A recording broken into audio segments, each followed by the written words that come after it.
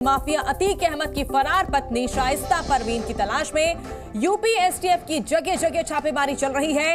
कल ये खबर आई थी कि शाइस्ता की लोकेशन प्रयागराज के मरियाडीह में ट्रेस की गई है और जिसके बाद कॉम्बिंग मार्च भी किया गया, लेकिन अब तक शाइस्ता का पता नहीं लग पाया है।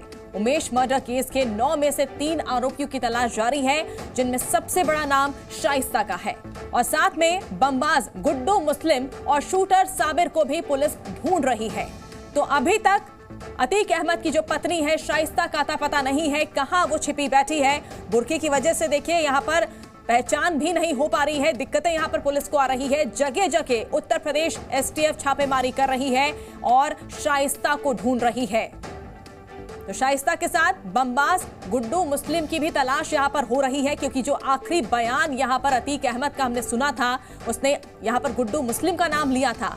साथ ही शूटर साबिर को भी पुलिस ढूंढ रही है और ऐसे में सवाल ये उठ रहा है कि आखिर और कितना वक्त यहां पर पुलिस को लगेगा।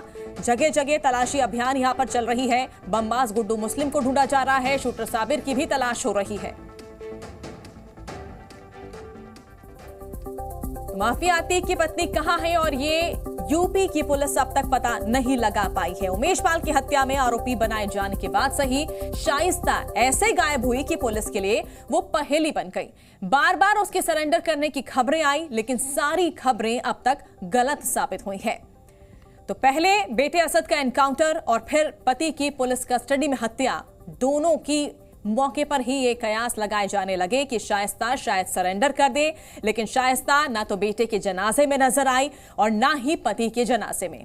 कल ये खबर आई कि पुलिस ने उसकी लोकेशन ट्रेस की है और प्रयागराज के मरियाडीह में छिपी है, लेकिन अब तक पुलिस उसे ढूंढ नहीं पाई है। तो ये लेडी डॉन कहां है, इसको लेकर लगातार पुलिस तलाशी अभियान चल रहा है। शाइस्ता परवीन की तलाश तेज हो गई है और देखिए सबसे बड़ी बात ये कि बेटे का जब एनकाउंटर हुआ उसके जनाजे में भी वो शामिल नहीं होने आई। ये अंदाजा लगाया जा रहा था, कयास लगाए जा रहे थे कि शायद वो पहुंच सकती है। जब पति की हत्या हुई, अशरफ की हत्या हुई, अतीक अहमद की हत्या हुई, तब भी देखिए वो नहीं पहुंची। खबरें ये भी आई कि उसके लोकेशन को लेकर जानकारी मिली कि हो सकता है कि वो प्रयागराज में है और ऐसे में पुलिस लगातार तलाशी अभियान यहां पर चला रही है, लेकिन अभी तक कहां पर है ये लेडी डॉन, इस बात की जानकारी एसटीएफ को नहीं लग पाई है। तो अतीक की पत्नी शाइस्ता कहां छिपी बैठी है? हालांकि पुलिस की तरफ से यह भी बयान आया था कि मुस्लिम होने की वजह से, बुर्का पहनने की वजह से काफी दिक्कतें आ रही है यहां पर शाइस्ता को ढूंढने में। और किस तरह से ये भी है कि अब पुलिस की जो जांच है वो अब बल्ली पंडित जो है उसकी तरफ घूम गई है, इसके साथ साथ नफीस बिरयानी की तरफ घूम गई है। इसके साथ ही साथ आपको बता दें सुधांशु त्रिपाठी और रुखसार, इनके खिलाफ भी जो है अब जाँच जो है घूम गई है, क्योंकि ये अतीक के करीबी बताए जाते थे और यहाँ तक कि जो नफीस बिरयानी है वो अतीक का फाइनेंसर बताता था। और यही वजह है कि अब इस पूरे मामले को लेकर अलग अलग तरीके से जो है जांच तेज हो चुकी है। इन तीनों की तलाश भी की जा रही है। इसके साथ साथ लगातार हम तस्वीरें दिखा रहे हैं, तो अपने कैमरा सहयोगी से लगातार तस्वीरें दिखाने के लिए कहेंगे, क्योंकि इस वक्त अगर हम बात करें तो एक एक चीज़ें जो हैं वो साफ हो रही हैं। तीनों ही आरोपियों से पूछताछ की जाएगी, तमाम तरह के सवालों के जवाब जो हैं वो लिए जाएंगे। और ये आप सुपर एक्सक्लूसिव तस्वीरें देख सकते हैं, पुलिस लाइन के अंदर की तस्वीरें हैं, जहाँ पर आप जो है तस्वीरें देख सकते हैं कि पुलिसकर्मी जो है वो तैनात है सुरक्षा में और अंदर की जो सामने की तरफ जो कमरा है वहाँ पर पूछताछ की जा रही है। तो फिलहाल तमाम जो से करीबी थे जो गुड्डू मुस्लिम के साथ मिल गए हैं, ये कयास लगाए जा रहे हैं, चाहे वो नफीस बिरयानी हो, चाहे रुखसार हो, चाहे जो है पंडित हो, ये तीनों ही ये माना जा रहा है कि जो है ये अतीक अहमद के जो है के खिलाफ जो है चले गए थे और इसीलिए ये माना जा रहा है कि इनकी तलाश होना बेहद ज़रूरी है, क्योंकि घटना के तुरंत बाद तो इनसे पूछताछ जरूर हुई थी, लेकिन इसके बाद ये फरार हो गए थे। कहाँ गए और क्या इन लोगों ने ही पूरी जो है प्लानिंग की थी, इन सब तमाम सवालों के जवाब जो हैं वो अब ढूंढने की कोशिश की जा रही है। इसके साथ साथ देखिए लगातार हम आपको पुलिस लाइन की सुपर एक्सक्लूसिव तस्वीरें दिखा रहे हैं, जहां पर तीनों शूटरों को रखा गया और अब फिलहाल कह सकते हैं कि तमाम जो कवायद है वो की जा रही है कि पूरी तरह से जो है अब इस कवायद के तौर पर देखा जा सकता है कि ये पूरा जो मामला है इसमें एक एक चीज़ें जो हैं वो अब आइडेंटिफाई हो सकें और इसी को लेकर तीनों से जो है पूछताछ की जाएगी। जी तो देखिए हमारे सहयोगी लगातार हमें जानकारी दे रहे हैं कि किस तरह से आज जो रिमांड के लिए यहाँ पर प्रतापगढ़ से जो कस्टडी रिमांड है वो मंजूर हो गई है। आपको बता दें कि अधिक कस्टडी रिमांड मंजूर हो गई है, इस वक्त की बड़ी खबर है। अभी फिलहाल आपको बता दें कस्टडी रिमांड मंजूर हुई है, 4 दिन की कस्टडी रिमांड जो है वो मंजूर की गई है। फिलहाल आपको बता दें देखिए, आपको बता दें कि कस्टडी रिमांड जो है वो मंजूर हो गई है और जो ऑफिशियल जो जानकारी आ रही है, हालांकि अभी हम इसको जो है थोड़ा बता सकते हैं, लेकिन 4 दिन की कस्टडी रिमांड जो है वो बताया जा रहा है कि मंजूर हो गई है और फिलहाल पूछताछ का जो सिलसिला है वो लगातार जारी रहेगा। 4 दिन की ऑफिशियल जानकारी आ रही है। अभी हालांकि थोड़ा सा इंतजार करना पड़ेगा पुष्टि के लिए, लेकिन शूटरों की 4 दिन की पुलिस रिमांड यहां पर मिल गई है। ये बड़ी खबर आ रही है, सीजेएम कोर्ट ने 4 दिन की रिमांड पर भेजा है। इस वक्त की बड़ी खबर आपको बता रहे हैं। तो 4 दिन पुलिस रिमांड पर तीनों हमलावर अब रहेंगे और जाहिर तौर पर इनसे पूछताछ यहां पर होगी। आज देखिए, प्रतापगढ़ से इन्हें प्रयागराज लाया गया, सीजेएम कोर्ट में इनकी पेशी हुई और रिमांड यहां पर मिल गई है। तो क्योंकि रिमांड की मांग पुलिस यहां पर लगातार कर रही थी और जाहिर तौर पर इनसे 4 दिनों तक पूछताछ होगी। तो 4 दिन की रिमांड पुलिस को मिल गई है। 4 दिन पुलिस रिमांड पर तीनों हमलावर रहने वाले हैं। ये तीनों ही आरोपी देखिए किस तरह से इन्हें प्रतापगढ़ में रखा गया था और अब इन्हें 4 दिन की रिमांड मिल गई है। हमें जो है ये तमाम तरह की पूछताछ होंगी और फिलहाल समय जो है बस अब थोड़ा सा इंतजार करना पड़ेगा कि कुछ देर में ये जो है इसका ऑफिशियल जो है जो कागज़ है वो सामने आ जाएगा। तो कब से ये शुरू होगा, कितने बजे से ये माना जा रहा है कि चूंकि 12 बजे का समय हो चुका है, तो हो सकता है कि दोपहर 12 बजे से अभी से ही जो है ये जो इसके समय है उसकी शुरुआत हो जाए। और आपको बता दें कि फिलहाल 4 दिन की जो कस्टडी रिमांड है वो मंजूर कर ली गई है। लगातार पुलिस लाइन में हम मौजूद हैं और एक तस्वीर आपको दिखा रहे हैं कि यहाँ पर आरोपियों को लाया गया है, अंदर की तरफ रखा गया है और अब फिलहाल 4 दिन की जो कस्टडी रिमांड है वो मंजूर कर ली गई है। तो इस वक्त की सबसे बड़ी खबर है कि तीनों शूटरों की जो पुलिस कस्टडी रिमांड है वो मंजूर हो गई है और 4 दिन की पुलिस कस्टडी रिमांड जो है वो मंजूर की गई है। तो फिलहाल ये कह सकते हैं कि लगातार जो है हम एक बात बता रहे हैं आपको। हालांकि अभी थोड़ा सा इंतज़ार करना पड़ेगा क्योंकि कागज़ जब आएगा तब ये स्पष्ट हो पाएगा कि ये समय अवधि कितनी है। लेकिन अभी जो जानकारी आ रही है उसके अनुसार 4 दिन की कस्टडी रिमांड जो है वो मंजूर हुई है। तो फिलहाल आपको बता दें कुछ देर का बस और इंतज़ार करना पड़ेगा क्योंकि ऑफिशियल कागज़ जो है थोड़ी देर में ही आ पाएगा। लेकिन 4 दिन कस्टडी रिमांड जो है उसके मंजूर होने की बात सामने आई है। जी, तो 4 दिन की कस्टडी रिमांड यहां पर पुलिस को मिल गई है और देखिए जो तमाम सवाल यहां पर बने हुए हैं। अब हो सकता है कि 4 दिन की जो रिमांड यहां पर पुलिस को मिली है इन शूटरों की, इन 4 दिनों में जो पूछताछ होगी उसमें हो सकता है बड़ा खुलासा हो जाए क्योंकि कई सवाल यहां पर जो बने हुए हैं कि आखिर मास्टरमाइंड कौन था। क्या ये 3 जो शूटर अलग अलग जगहों से ताल्लुक रखते हैं, एक साथ ये मिले और कैसे इन्होंने इस पूरी वारदात को अंजाम दिया, बड़ा सवाल यहां पर बना हुआ है। अब 4 दिन की पुलिस रिमांड यहां पर पुलिस को मिली है। देखिए प्रतापगढ़ से किस तरह से प्रयागराज इन्हें लाया गया और 3 शूटरों को 4 दिन की अब कस्टडी रिमांड यहां पर पुलिस को मिली है। तो काफी अहम ये दिन होंगे 4 दिन पुलिस के लिए क्योंकि तमाम सवालों के जवाब जानने की पुलिस अब कोशिश करेगी।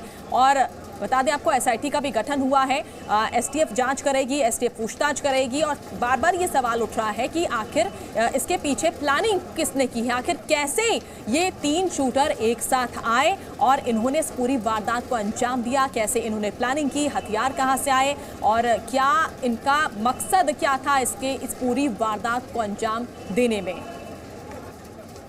ज्यादा जानकारी के लिए सीधे हम रुख कर लेते हैं जी मीडिया संवाददाता राजू राज का। राजू, 4 दिन की रिमांड पुलिस को मिल गई है तीनों ही शूटर्स की। बिल्कुल सुप्रीत, जो ऑर्डर लिखा गया है उसके मुताबिक 7 दिन की रिमांड एसआईटी के द्वारा मांगी गई थी, लेकिन तमाम दलील सुनने के बाद कोर्ट ने 4 दिन की रिमांड दी है। यानी 4 दिन के अंदर तमाम वो इन्वेस्टिगेशन के जो हिस्से हैं, पार्ट हैं, वो पूरे करने पड़ेंगे एसआईटी को। सबसे बड़ी बात है कि जो रिमांड का आधार रखा गया कोर्ट में, उसमें ये बताया गया कि असलहे जो हथियार था वो कहां से बरामद किया गया, किन किन लोगों से संपर्क में था और जहां पर ये हत्याकांड को अंजाम दिया वहां से तमाम डिटेल्स हासिल करने हैं। ये रिमांड का आधार दिया गया जिसके आधार पर कोर्ट ने सुनवाई की और सुनवाई के बाद 4 दिन की पुलिस कस्टडी ग्रांट की है। यानी अब 23 तारीख को तीनों आरोपियों को एक बार फिर से प्रयागराज के कोर्ट में पेश किया जाएगा। क्या उसके बाद फिर से फर्दर रिमांड की मांग की जाएगी, वो देखने वाली बात होगी। लेकिन फिलहाल 4 दिनों की रिमांड मिली और 4 दिनों के रिमांड के दौरान उन तमाम सवालों की जो लंबी फहरिस्त है वो जानने की कोशिश की जाएगी एसआईटी के द्वारा और उसके आधार पर ही अतीक और अशरफ की हत्याकांड की जो जांच है वो की जाएगी। लेकिन सबसे बड़ा सवाल ये है कि इन 4 दिनों के अंदर, क्योंकि काफ़ी कम समय होगा और जो प्रेशर होगा यूपी एसआईटी पर वो काफ़ी ज़्यादा होगा, लेकिन 4 दिनों के दौरान अगर पूछताछ में ये बातें सामने आती है कि कोई बड़ा मास्टरमाइंड है इसके पीछे, तो हो सकता है उस जगह को भी एसआईटी की टीम तीनों आरोपियों को ले जाए। इसके अलावा अभी जो जानकारी मिली है कि कॉलविन हॉस्पिटल के बाहर सिक्योरिटी बढ़ाई गई है। तो क्या कॉलविन हॉस्पिटल के बाहर भी इन तीनों आरोपियों को ले जाया जाएगा या अस्पताल मेडिकल के लिए ले जाएगा, लेकिन अभी फिलहाल तीनों आरोपियों को प्रयागराज के पुलिस लाइन में रखा गया है, वहां पर उससे पूछताछ की जा रही है और उसके बाद यहां अभी फिलहाल कोई हलचल नहीं है। तो ये देखना होगा कि कब कॉलविन हॉस्पिटल ले जाते हैं इसे मेडिकल के लिए या फिर सीन रिक्रिएट करना होगा। सीन रिक्रिएट करने वाली जो बात भी सामने आ रही है, लेकिन उसके लिए एफएसएल की टीम को लखनऊ से बुलाना होगा। क्या एफएसएल की टीम लखनऊ से आ गई है तो सीन रिक्रिएट किया जा सकता है। लोकल पुलिस और एसआईटी की टीम और जो तीनों आरोपी हैं उनको घटनास्थल पर ले जाएगा और ये भी पता करने की कोशिश की जाएगी इन 4 दिनों के अंदर कि जो हथियार थे, जो कैमरा था, इतने हथियार किसने मुहैया कराया, हथियार इनके पास आया था, क्या कोई साजिश थी, क्या अतीक को मारने के पहले इनके पास कुछ इनपुट थे। मोबाइल फ़ोन अब तक बरामद नहीं हुआ इन तीनों आरोपी से, तो बिना मोबाइल फ़ोन के कैसे तीनों संपर्क में बिल्कुल राजूराज, यही बड़ा सवाल यहाँ पर उठ रहा है कि देखिए ये बिना मोबाइल फ़ोन के आए थे, क्या ये तीनों एक दूसरे को पहले से जानते थे, इसको लेकर सवाल उठ रहा है। कॉलविन अस्पताल इन्हें ले जाया जाएगा जांच के लिए, मेडिकल जांच इनकी होगी और ऐसे में बड़ी चुनौती पुलिस के लिए ये होगी कि इन्हें सुरक्षित रखना, इनकी सुरक्षा को लेकर एक बड़ा यहां पर देखिए चुनौती हो सकती है पुलिस के लिए। देखिए निश्चित तौर पर पुलिस के लिए जब तक ये पुलिस रिमांड में है तब तक एक बड़ी चुनौती है, क्योंकि अशरफ और अतीक भी पुलिस कस्टडी में थे और पुलिस कस्टडी पे ही अशरफ और अतीक पर इन लोगों ने हमला किया और इन्हें ढेर कर दिया। तो कहीं ना कहीं ये डर लगातार तमाम सुरक्षा कर्मियों पर होगी जिनको इनकी सुरक्षा की जिम्मेदारी दी गई है। तो निश्चित तौर पर पूरी सुरक्षा के साथ ही इन तीनों को तमाम जगह पर ले जाया जाएगा तस्दीक के लिए, मेडिकल के लिए, तो पूरी सुरक्षा रखी जाएगी। आज भी जिस तरीके से इन्हें जब कोर्ट ले जा रहा था तीनों आरोपियों को, तो पूरे कोर्ट परिसर को छावनी में तब्दील किया गया था। कई कंपनियां बुलाई गई थी, आरएएफ की, आरएससी की, और इसके अलावा लोकल पुलिस भी मौजूद थी। और जिस गेट पर फोर्सेस लगाए गए थे उस गेट से ना निकालकर दूसरे गेट से निकाला गया, यानी प्लान ए और प्लान बी दोनों तैयार करके रखी कि जब भी इन तीनों आरोपियों को कहीं भी पूछताछ के लिए ले जाना हो, कहीं तस्दीक कराना हो, तो प्लान ए बी तैयार करके ही पुलिस और एसआईटी की टीम जाएगी। क्योंकि एक बार एक बड़ी चूक प्रयागराज पुलिस रोकना चाहेंगे आपको राजूराज, इस वक्त बड़ी खबर आ रही है, क्राइम सीन रिक्रिएट कर सकती है पुलिस, आरोपियों को स्पॉट पर लेकर जाएगी पुलिस, इस वक्त की बड़ी खबर आ रही है। तो सीन रिक्रिएट करने की बात हो रही है, कड़ी सुरक्षा में रिक्रिएशन संभव, सूत्रों के हवाले से बड़ी जानकारी। तो क्राइम सीन रिक्रिएट कर सकती है पुलिस, इस वक्त ये बड़ी खबर आ रही है, आरोपियों को स्पॉट पर ले जाएगी पुलिस, ये सूत्रों के हवाले से देखिए बड़ी खबर आ रही है। तो सीन रिक्रिएट करने की जो बात यहां पर कही जा रही थी और देखिए अब वही लग रहा है कि ऐसा ही होगा, यानी पुलिस इन तीनों ही शूटर्स को मौके पर लेकर जाएगी। लगातार हमारे सहयोगी राजूराज बने हुए हैं। राजूराज देखिए वही बात यहां पर कही जा रही है कि तीनों ही शूटर्स को पुलिस सीन रिक्रिएट करने के लिए मौके पर ले जा सकती है। देखिए सुप्रीत, सबसे बड़ी बात है कि जब भी कोई इस तरह की बड़ी आपराधिक घटना घटती है तो ये प्रोसीजर होता है कि इसको कोर्ट में एस्टैब्लिश करने के लिए कि इस क्राइम सीन को रिक्रिएट किया जाता है, और एक क्राइम सीन रिक्रिएशन में एफएसएल की टीम का होना बेहद ज़रूरी है। क्योंकि एफएसएल टीम उसी आधार पर जो ये बयान देंगे उस वक्त, उसी बयान के आधार पर क्राइम सीन को रिक्रिएट किया जाएगा। वो लड़के वहाँ पर बताएंगे कि कैसे वो यहाँ पर आए थे, उस जगह की दूरी नापी जाएगी। तो ये एक एविडेंस के तौर पर भी लिया जाता है जब भी ऐसी कोई घटना घटती है तो क्राइम सीन को रिक्रिएट करने के लिए।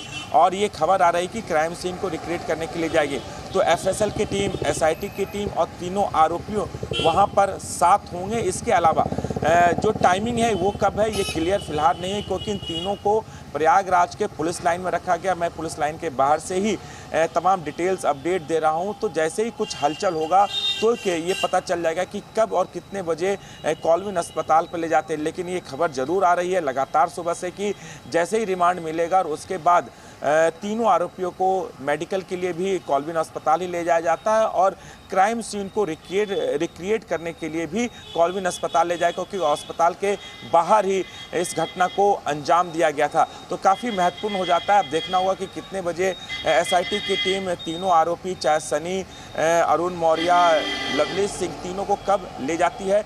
लेकिन ले जाने से पहले सुरक्षा सुनिश्चित करना होगा प्रयागराज पुलिस को, क्योंकि भारी सुरक्षा के बीच ले जाना होगा। कॉलमिन अस्पताल के बाहर पूरा सुरक्षा घेरा जाएगा, छावनी में तब्दील किया जाएगा। बिल्कुल राजू, और पिछले बार की गलती ना हो, पिछले बार जैसी चूक ना हो जाए, इस बात का भी ध्यान पुलिस को रखना होगा। और जो चौथे शख्स की यहाँ पर जो बात कही जा रही थी, जिसको चौथे शख्स को लेकर भी सवाल उठ रहे थे, हो सकता है पूछताछ में या सीन रिक्रिएट करते दौरान चौथे शख्स को लेकर भी खुलासा हो जाए। देखिए, निश्चित तौर पर चूंकि 3 आरोपियों के खिलाफ इस पूरे मामले में नामजद रिपोर्ट दर्ज किया गया था, 2 अज्ञात थे जिसके लिए लगातार तलाशी की जा रही है। लेकिन जब इन आरोपियों को पकड़ा गया था तो पुलिस के पास बहुत कम समय था पूछताछ के लिए, क्योंकि तमाम लॉ एंड ऑर्डर को भी मेंटेन करना था और इन तीनों से पूछताछ की गई। वो तीनों उस समय कितने कंडीशन में थे बोलने के लिए, ये तमाम चीज़ें थी। लेकिन अब ये तीनों पुलिस रिमांड पर हैं। अगर क्राइम सीन रिक्रिएट करते हैं और उस दौरान अगर कुछ मिसिंग एलिमेंट है और वो मिसिंग एलिमेंट में चौथे या 5वें आरोपी की अगर भूमिका है, तो निश्चित तौर पर क्राइम सीन रिक्रिएट करते वक्त वो तमाम जानकारियां भी मिल सकती है। हालांकि अभी उनके लिए ये निश्चित तौर पर पुलिस के आला अधिकारियों की इस बात की जानकारी है, क्योंकि जो एफआईआर दर्ज किया गया था 3 नामजद रिपोर्ट थे और 2 अज्ञात लोगों के खिलाफ। अगर 3 या चौथा आरोपी जो पहले से इंस्ट्रक्शन दे रहा हो, क्योंकि तीनों के पास मोबाइल फोन नहीं थे, क्या वो आसपास था, तो तमाम सवालों के जवाब है। क्योंकि चलिए बिल्कुल राजू, आप बने रहिए हमारे साथ।